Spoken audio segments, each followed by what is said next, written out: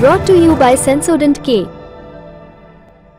अभी लेके आए सेंसोडेंट के। टूथ का करंट गॉन तो लाइफ का करंट ऑन।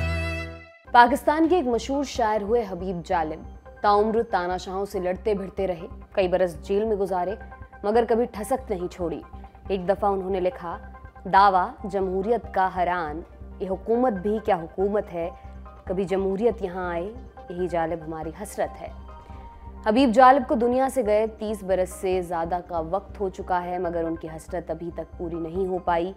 हसरत पाकिस्तान में लोकतंत्र देखने की, जिसको साल दर साल ठेंगा दिखा दिया जाता है। 8 फरवरी 2024 को पाकिस्तान में हुए आम चुनाव का नतीजा वैसा ही है जिसका डर जताया जा रहा था। तो आज के एपिसोड में हम जानेंगे पाकिस्तान में अगली सरकार किसकी, प्रधानमंत्री और राष्ट्रपति की कुर्सी किसको मिलेगी और पूर्व प्रधानमंत्री इमरान खान का क्या होगा।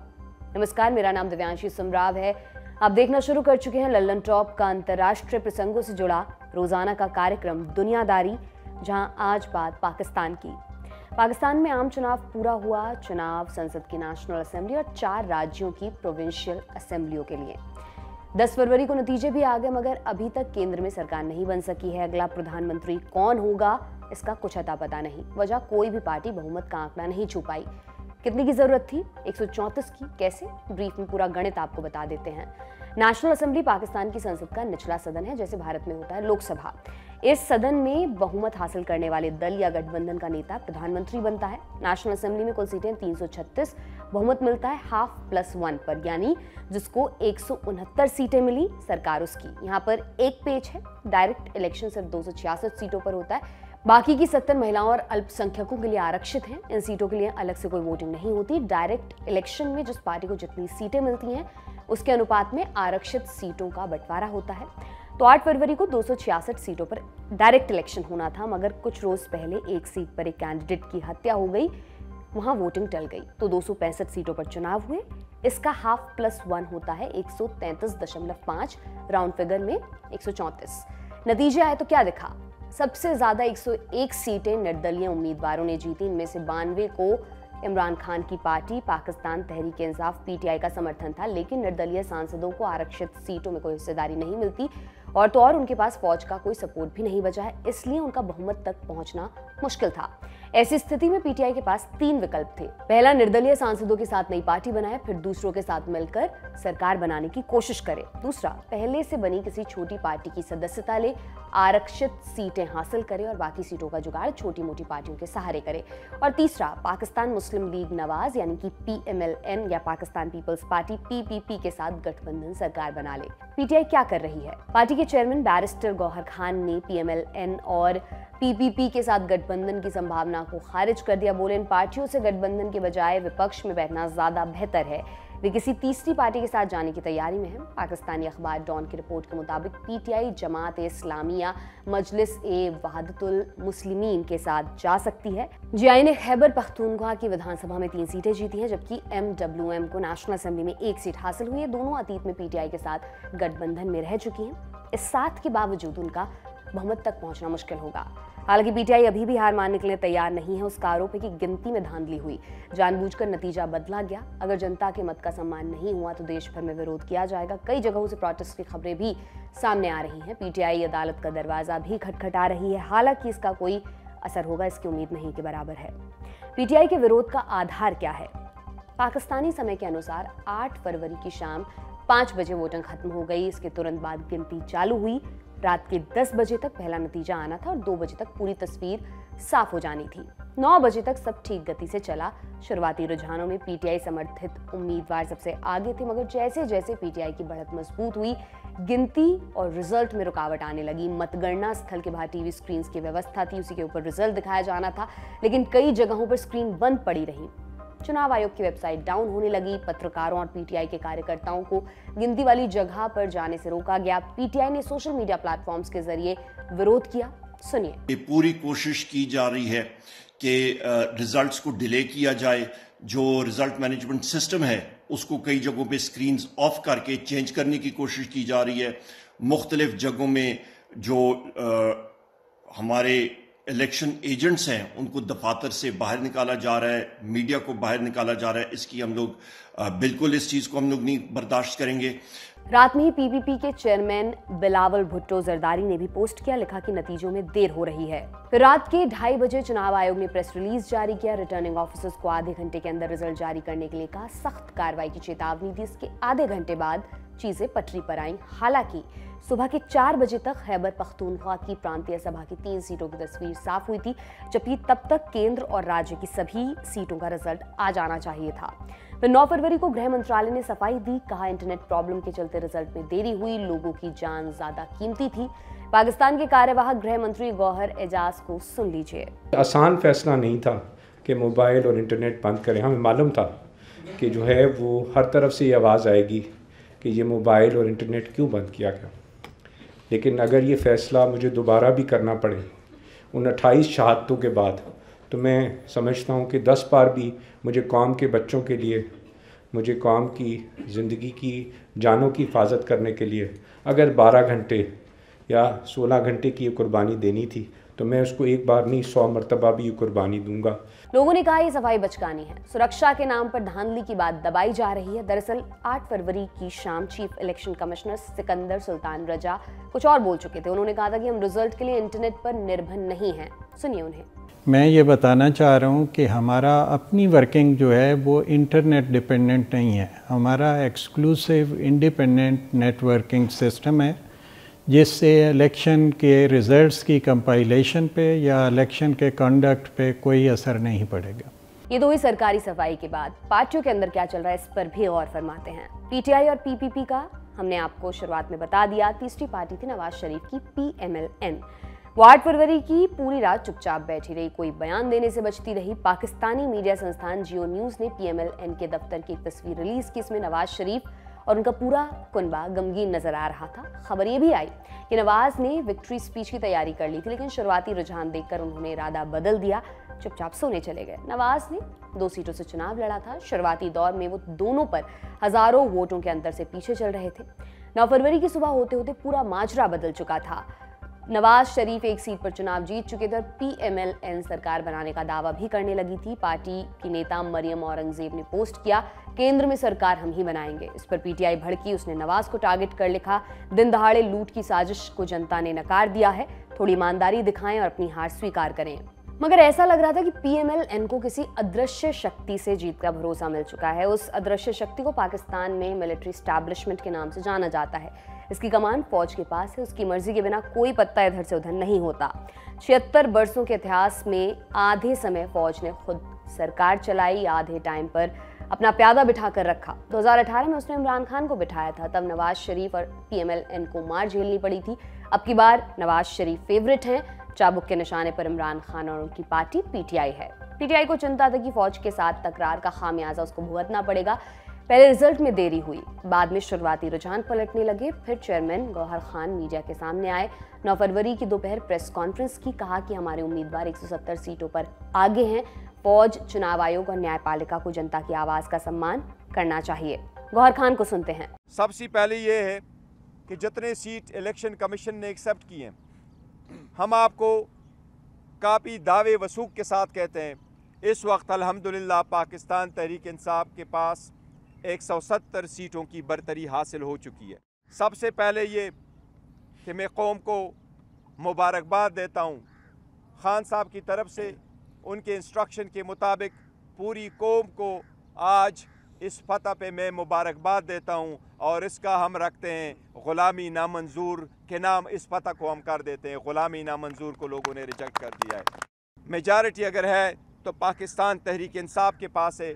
इंशाअल्लाह ताला पाकिस्तान तहरीक इंसाफ वफाक में हुकूमत बनने जाएगी। इंशाअल्लाह हम हुकूमत बनाएंगे इंशाअल्लाह। इसके साथ ही पाकिस्तान तहरीक इंसाफ KPK में हुकूमत बनाएगी।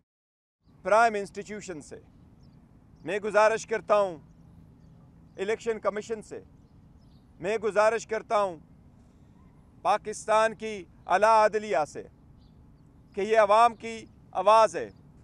जमहूरियत का हुस्न यही होता है कि सारे लोग पार्टिसिपेट करते हुए इलेक्शन में अपना हक़ राय दही इस्तेमाल करते हुए अपने नुमाइंदगान का इंतखाब करे और जो मेजॉरिटी में आए उसको उसकी मैंडेट को एक्सेप्ट किया जाए। इस अपील के बीच नवाज शरीफ अपनी जीत का दावा पेश कर चुके थे। बोले, हम सबसे बड़ी पार्टी हैं, गठबंधन के लिए दरवाजा खुला है। उन्हें भी सुनिए।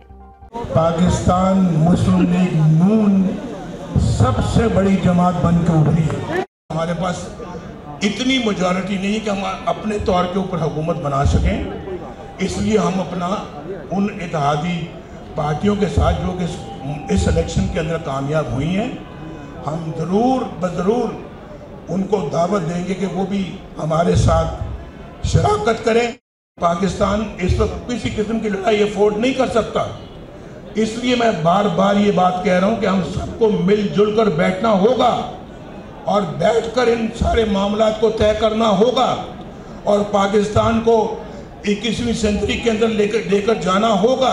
इसके बाद जोड़ तोड़ की कवायद होनी शुरू हुई। पीएमएलएन ने पार्टनर तलाशने की जिम्मेदारी शहबाज शरीफ को सौंपी। शहबाज नवाज शरीफ के भाई हैं और अप्रैल 2022 से अगस्त 2023 तक पाकिस्तान के प्रधानमंत्री भी रह चुके हैं। पीएमएलएन के पास क्या विकल्प थे?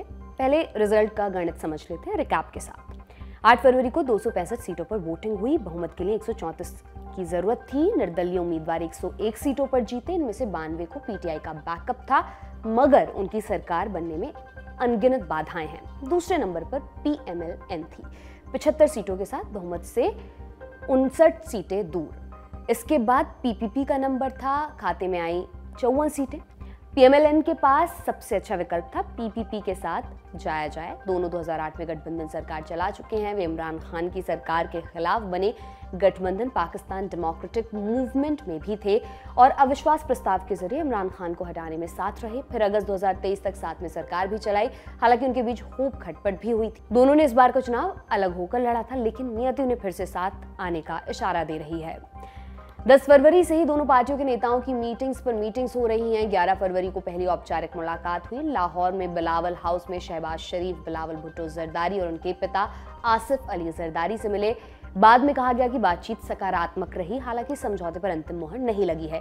डॉन को सूत्रों से जो जानकारी मिली है उसके मुताबिक पीएमएलएन प्रधानमंत्री की कुर्सी अपने पास रखना चाहती है। पीपीपी को राष्ट्रपति, नेशनल असेंबली के स्पीकर और सेनेट के चेयरमैन की कुर्सी ऑफर की गई है। जियो न्यूज की रिपोर्ट के मुताबिक पीपीपी की नजर आधे कार्यकाल के लिए प्रधानमंत्री की कुर्सी पर है। पार्टी ने अभी तक कुछ तय नहीं किया है। 12 फरवरी को एग्जीक्यूटिव कमेटी की बैठक होने वाली है। इसमें ऑफर पर विचार विमर्श किया जाएगा। मान लीजिए कि पीपीपी और पीएमएलएन साथ आ गए, इसके बावजूद वे बहुमत से दूर होंगे। बाकी सीटें कैसे आएंगी? इसके लिए मुत्ताहिदा कौमी मूवमेंट पाकिस्तान, पाकिस्तान मुस्लिम लीग और जमीयत उलेमा पाकिस्तान फजल से बातचीत चल रही है। एमक्यूएम के पास 17, पीएमएल के पास 3 और जेयूआईएफ के पास 4 सीटें हैं। इन सब के अलावा निर्दलीय सांसदों को लुभाने की कोशिश भी चल रही है। अब तक 7 निर्दलीय पीएमएलएन का दामन थाम चुके हैं। इनमें से एक को पीटीआई का समर्थन मिला हुआ था। आने वाले दिनों में कुछ और भी लोग पीटीआई का दामन छोड़ सकते हैं। ये पीटीआई की मुसीबतें बढ़ा सकता है। दरअसल निर्दलीय उम्मीदवारों की जीत ने इमरान खान की लोकप्रियता पर मुहर लगाई थी। इन्हीं के दम पर पीटीआई ने एस्टैब्लिशमेंट पर दबाव बनाने की योजना बनाई थी ताकि इमरान को जेल से रिहा कराया जा सके। इमरान फिलहाल 4 मामलों में 31 बरस जेल की सजा काट रहे हैं। अगले 10 बरस तक के लिए वो चुनाव भी नहीं लड़ सकते। इसके अलावा 150 से अधिक मुकदमे अलग से उन पर चल रहे हैं, उनमें फैसला आना बाकी है। ये तो हुई पाकिस्तान में नई सरकार के गठन की कहानी। चुनाव और फौज के दखल के बारे में हमने दुनियादारी में विस्तार से बताया, लिंक आपको डिस्क्रिप्शन बॉक्स में मिल जाएगी। अब एक्सपर्ट कॉर्नर की तरफ चलते हैं। हमने पाकिस्तान में भारत के हाई कमिश्नर रहे शरद सबरवाल से बात की, पूछा इस बार के चुनाव में पीटीआई समर्थित उम्मीदवार सबसे आगे रहे। 92 सीटें उनके खाते में आई, वो भी धांधली और फौज के दखल के आरोपों के बावजूद। क्या इस नतीजे को इमरान खान की जीत के तौर पर देखा जा सकता है या उनके कैंडिडेट्स को सहानुभूति का फायदा मिला? देखिए, एक नजरिए से तो जीत ही गिनी जाएगी। जो फौज ने किया पीटीआई को, उसके बावजूद इतनी सीट मिलना उनके लिए जीत है। फौज के लिए ये एक सेटबैक है और पीएमएलएन के लिए भी सेटबैक है। तो 2-3 कारण मैं समझता हूँ जिसकी वजह से ये हुआ है। एक तो सिंपैथी है, सहानुभूति, जैसे आपने कहा। इमरान खान के साथ जो हुआ है अब तक, 4 केसेस में उनको प्रिजन की सेंटेंस सजा सुनाई गई और 3 केसेस में तो अभी कुछ दिनों में ही सुनाई गई। और वो बड़े फ्रिवलस चार्जेस यानी हल्की किस्म के चार्जेस पे किया गया, तो उससे उनको सहानुभूति तो मिली।